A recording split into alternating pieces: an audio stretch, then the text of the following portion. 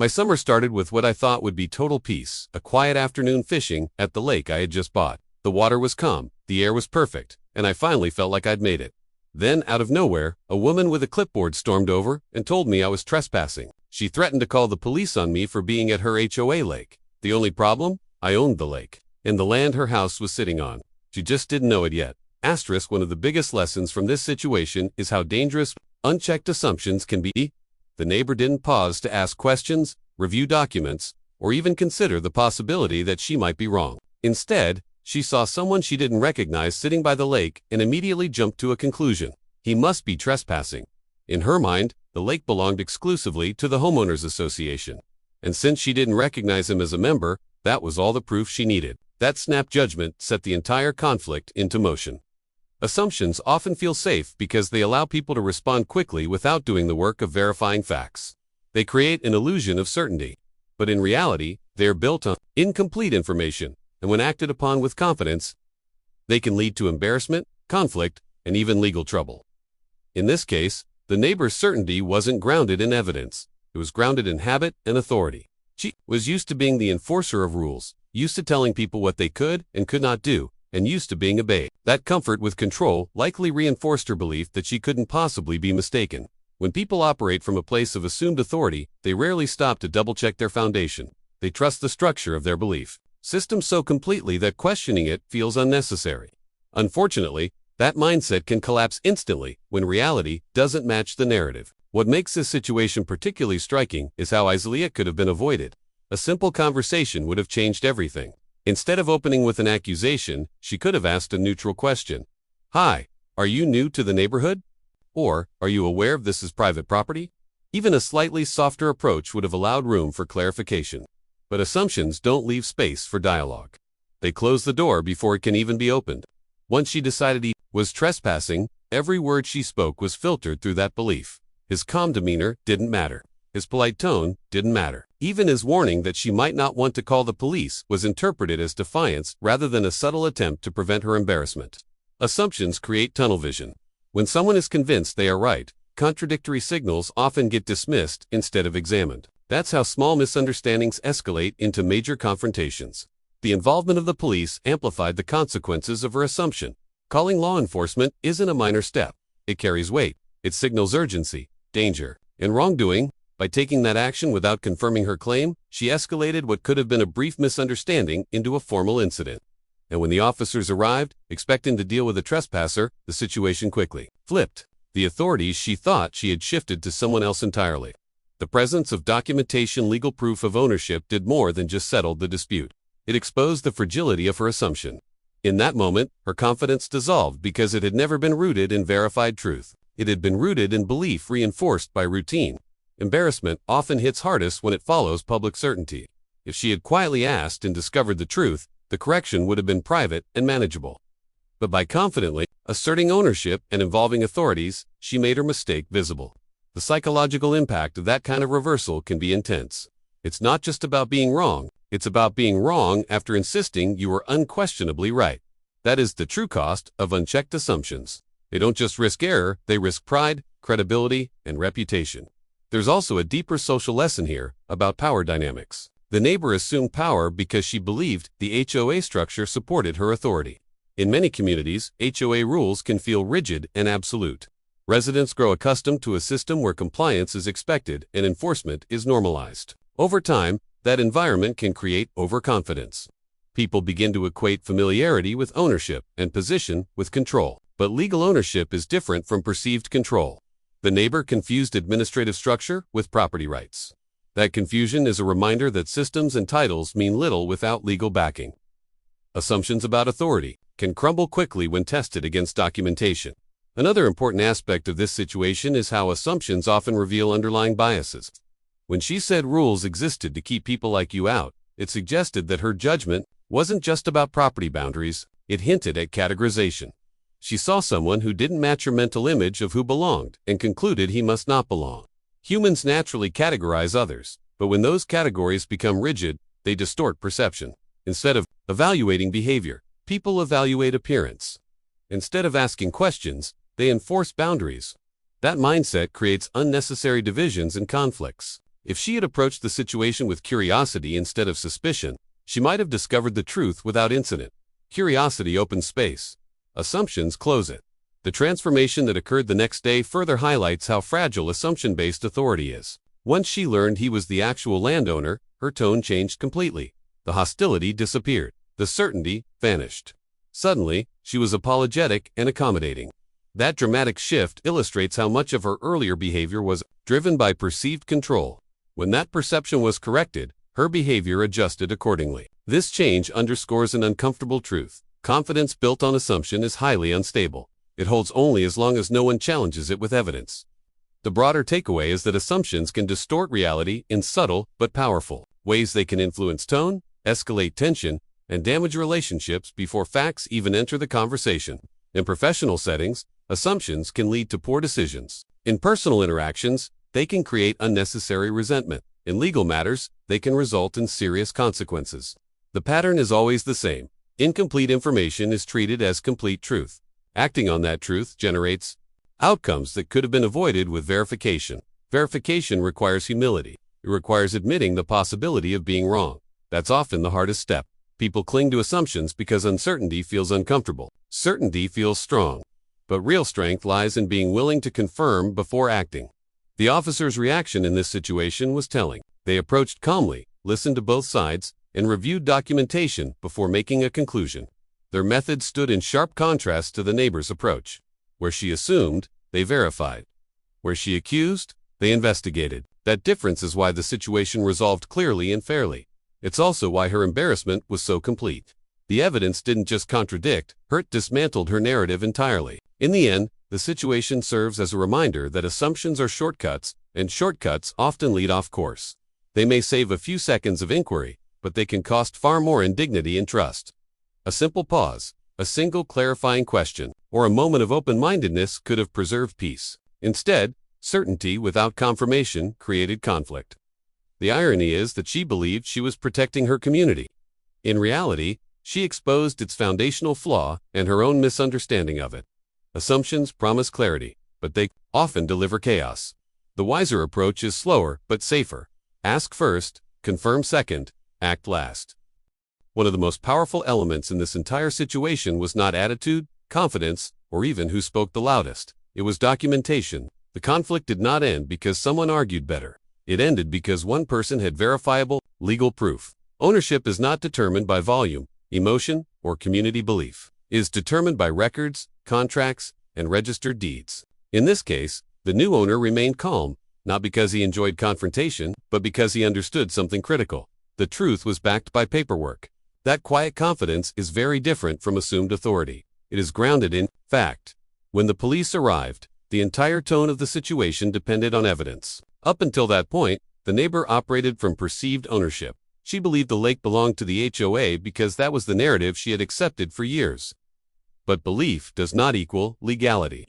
Documentation is what transforms belief into enforceable reality. The moment the closing documents and parcel maps were presented, the dynamics shifted instantly. The officers did not rely on her certainty. They relied on what was recorded, signed, and legally filed. In that instant, the foundation of power changed hands. Clear documentation acts as a shield. It prevents situations from escalating unnecessarily because it replaces argument with proof. Without those documents readily available, the interaction could have become prolonged and messy. There might have been confusion, temporary removal from the property, or even a drawn-out legal dispute. Instead, a simple review of official records settled the matter within minutes. That efficiency is the value of preparedness. When ownership is clearly defined and accessible, disputes lose their ambiguity. There is also a psychological component to documentation. When someone knows they have legal backing, they behave differently. They remain measured. They don't need to shout. They don't need to intimidate. Their authority doesn't depend on performance. The new owner did not panic when threatened with police involvement because he knew the facts were on his side. That internal assurance comes from clarity. In contrast, the neighbor's authority depended entirely on assumption and repetition. She was used to enforcing rules in an environment where no one questioned her. But when faced with documented proof, her authority dissolved instantly. Ownership is more than possession. It is recognition under law. Property rights exist because they are formally recorded and enforceable. A handshake agreement, a verbal understanding, or long-standing community tradition does not override registered deeds. That is why documentation matters so deeply. It protects individuals from misinformation and prevents manipulation. In this story, it also exposed a much larger issue, the fraudulent foundation of the HOA itself. Without official records, too, challenge the narrative. That false system might have continued indefinitely. Documentation also equalizes power. When law enforcement becomes involved, they operate based on records, not neighborhood hierarchy. The officers did not care who claimed to be HOA president. They cared about who held legal title. Debt neutrality is essential in resolving property disputes. It ensures that decisions are not influenced by social standing or competence, but by verifiable facts. The new owner's ability to immediately produce digital copies of his closing documents demonstrated responsibility. It showed he understood the importance of keeping records accessible, especially when purchasing significant assets. In property transactions, paperwork can feel tedious. Contracts, surveys, parcel maps, title insurance documents. They can seem like formalities. But those documents are the backbone of ownership. They define boundaries, clarify rights, and establish control. Without them, disputes become subjective. With them, disputes become solvable. In this situation, the parcel map was particularly important.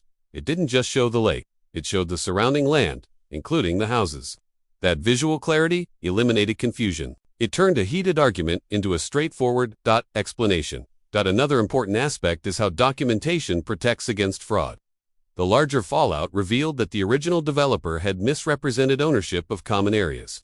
That deception likely persisted because no one examined the underlying records closely enough. When the new owner reviewed and acquired the property legitimately, the truth surfaced. Proper documentation not only resolved his personal confrontation, but also uncovered systemic dishonesty. Paper trails have a way of revealing reality over time. Ownership also carries responsibility. By having legitimate control over the property, the new owner had the authority to set policies, lease agreements, or usage rules. But that authority came from legality, not dominance. Documentation ensures that rights are balanced with obligations. It clarifies who maintains the land, who collects dues, and who enforces restrictions. In the absence of accurate records, communities can drift into informal power structures that may not hold up under scrutiny. This story is a clear example of that, drift collapsing once confronted with verified evidence. There is a broader life lesson here beyond real estate. Documentation matters in business, employment, financial agreements, and partnerships. Verbal understandings can be misremembered, assumptions can conflict, but written agreements create accountability. They protect all parties involved. They reduce the risk of misunderstanding and provide a framework for resolution when disagreements arise. The calm resolution in this situation was not accidental. It was the product of preparation and transparency. It is also worth noting the contrast between emotional reaction and factual grounding. The neighbor relied on emotion and perceived community norms. The owner relied on documentation. When emotions collide with evidence, evidence prevails. That does not mean emotions are irrelevant, but they cannot override recorded truths. This distinction is essential in any legal matter. Courts, law enforcement, and governing bodies operate based on documentation because it provides objectivity. Technology also played a role. Having digital copies of closing documents readily available made immediate verification possible. In the past, resolving such a dispute might have required visiting a records office or waiting days for confirmation. Now, access to secured digital files can settle conflicts instantly. That accessibility strengthens the value of maintaining organized records. It empowers property owners to defend their rights efficiently. The shift in power dynamic was immediate and unmistakable. Before the documents were presented, the neighbor appeared confident and in control. After the documents were reviewed, her certainty evaporated. That transformation underscores how fragile perceived authority can be when it lacks legal backing. Real authority is quiet because it does not need reinforcement. It rests on foundation, not force. Documentation also prevents escalation into costly legal battles. If proof had not been available at the scene, the situation might have progressed into formal complaints, court filings, or restraining orders. Legal processes are expensive and time-consuming. Having clear records available at the right moment can prevent months of stress and financial burden. In this case, a few minutes of review saved significant conflict. There is a reason property law emphasizes recording deeds and maintaining public registries. These systems exist to protect ownership clarity. They ensure that land cannot simply be claimed through repetition or community belief. They require transfer through proper channels, with signatures, witnesses, and official filings. That structure is what allowed the officers to confidently state who the rightful owner was. Without it, property rights would be chaotic and constantly disputed. Ultimately, the lesson is simple but powerful. Ownership must be documented, and documentation must be maintained. Confidence without proof is fragile. Authority without records is temporary. But when rights are supported by clear, accessible documentation, disputes become manageable. The calm resolution of this conflict was not luck. It was the result of legal clarity meeting public challenge. Paperwork may seem mundane, but in moments of confrontation, it becomes decisive. In a world where misunderstandings are common and assumptions are frequent, documentation provides stability. It transforms opinion into fact and conflict into closure. The lake remained peaceful, not because of confrontation, but because ownership was undeniable. That undeniable clarity came from properly executed and preserved legal documents. And that is why ownership and documentation matter so profoundly. One of the most striking elements of the entire situation is the way the truth unraveled once it was finally challenged. For years, the neighborhood operated under the belief that it had a legitimate homeowners association. Rules were enforced, dues were collected, and authority was exercised as if everything had a solid legal foundation. But that foundation turned out to be an illusion. The original developer had never legally owned the common areas, including the lake, yet homes were sold with the promise of shared amenities. Over time, that promise hardened into assumed reality. No one questioned it until someone with actual documentation entered the picture. And once the truth surfaced, the illusion collapsed almost instantly. Fraud often survives, not because it is perfectly executed, but because it goes unexamined. In this case, the supposed HOA relied on collective acceptance. Residents believed the common areas belonged to the association because that's what they were told. They paid dues because everyone else paid dues. They followed rules because enforcement seemed normal. Social proof is powerful. When a system operates long enough without challenge, people stop asking for verification. They assume someone else must have checked the legitimacy years ago. That assumption creates a dangerous vacuum where deception can thrive quietly in the background. The developer's role in this situation highlights how easily authority can be manufactured. By presenting documents, marketing materials, and structured bylaws at the time of sale, the illusion of ownership was created. Buyers trusted that what they were purchasing included shared access to amenities controlled by a valid association. Most homeowners do not conduct independent investigations into the title history of common property. They rely on closing processes, agents, and developers to provide accurate information. That reliance is understandable, but it also creates opportunity for misconduct when oversight is weak. What makes fraud particularly insidious is how it embeds itself into routine. Once the homes were sold and residents moved in, the HOA structure likely began operating as if it were legitimate. Meetings may have been held, notices may have been distributed, dues were collected regularly. Over time, repetition created credibility. The self-appointed president stepped into a leadership role that felt official because it was treated as official. Authority was exercised, not through lawful ownership, but through habit and social reinforcement. The collection of dues is especially significant. Money changes the stakes entirely. Residents were not just following rules. They were financially contributing to a system that lacked legal authority. Those funds were presumably justified as maintenance costs for amenities the HOA never actually owned.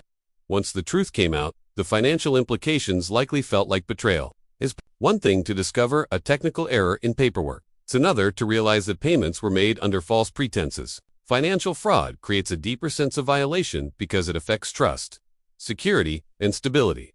Fraud eventually gets exposed because reality has a way of intersecting with deception.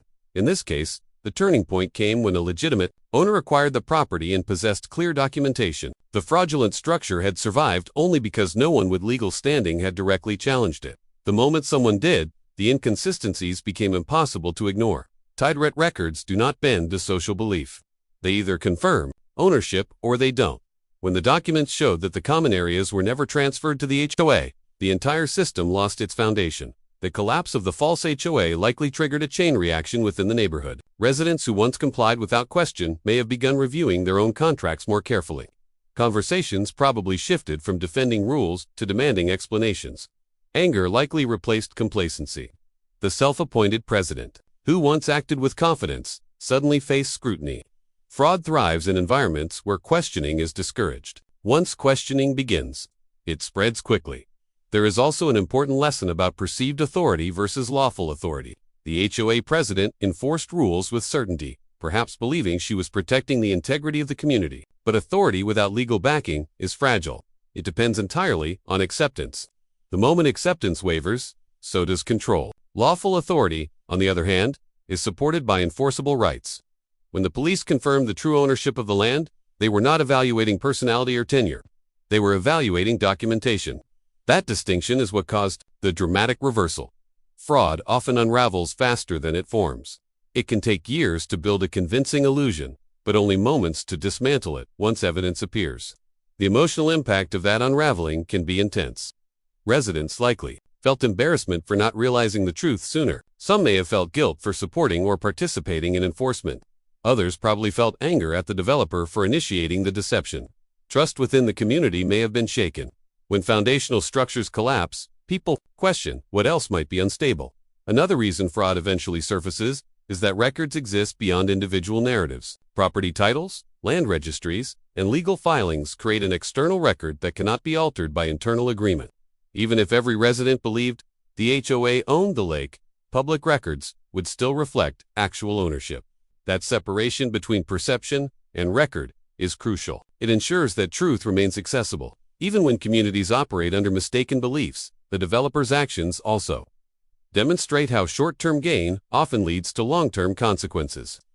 By selling homes with promises tied to amenities not legally owned, the developer may have increased property appeal and pricing, but such misrepresentation carries risk. Eventually, discrepancies surface whether through resale transactions, new ownership, or legal disputes. When they do, liability can follow. Fraud may provide temporary advantage, but it plants seeds for eventual exposure. The self-appointed president's role reveals another layer of complexity. It is possible she believed the HOA was legitimate. Fraud sometimes spreads because individuals operate in good faith within a flawed system. However, collecting dues and enforcing regulations without verifying legal authority introduces responsibility. Leadership carries an obligation to confirm legitimacy, especially when finances are involved. Ignorance does not always shield individuals from accountability. Once the truth emerged, her position became untenable because it lacked lawful grounding. Communities built on transparency tend to be resilient. Communities built on assumption are vulnerable. When residents trust systems without reviewing their structure, they risk participating in unintended misconduct. This story illustrates how important it is for homeowners to understand their property agreements fully. Reviewing title documents, examining HOA filings, and confirming ownership of common areas may feel tedious, but those steps protect against larger issues. The collapse of the fraudulent HOA also created an opportunity for reset. Once deception was exposed, residents could begin rebuilding governance on legitimate terms. They could negotiate new agreements with the actual landowner, establish valid contracts, or dissolve unnecessary structures entirely. While exposure is disruptive, it also clears space for integrity. Systems rooted in truth may take more effort to establish, but they endure longer because they are transparent. Fraud gets exposed because inconsistencies accumulate. Every false claim depends on alignment with other claims. When one piece of evidence contradicts the narrative, pressure builds. In this situation, the acquisition of the lake by a lawful owner introduced a fact that could not be reconciled with the HOA's claims. That contradiction forced examination. Examination revealed absence of legal ownership. An absence of legal ownership invalidated authority. There is a broader moral dimension as well. Deception undermines trust, not just in individuals, but in institutions. HOAs are meant to provide structure, maintenance, and shared governance. When one operates fraudulently, it damages confidence in similar organizations elsewhere. Transparency, accountability, and documentation are safeguards that preserve institutional credibility. In the end, the false system collapsed because it lacked substance. It relied on belief rather than proof. It enforced rules without rightful jurisdiction. It collected money without lawful entitlement. Once those facts were illuminated, continuation became impossible. Fraud cannot survive sustained exposure. 2. Evidence. It depends on darkness, ambiguity, and unchallenged narratives. The most important takeaway is that truth may be delayed, but it is rarely defeated permanently. Records endure. Facts remain accessible. When someone takes the time to verify, to question, and to present documentation, false structures begin to crack. And once cracks appear, collapse is often swift. In this case, what began as a confrontation over fishing rights ended in the dismantling of an illegitimate governing body. That transformation underscores a simple but powerful principle. Fraud may operate quietly for years, but when truth finally steps into the light, the illusion cannot stand.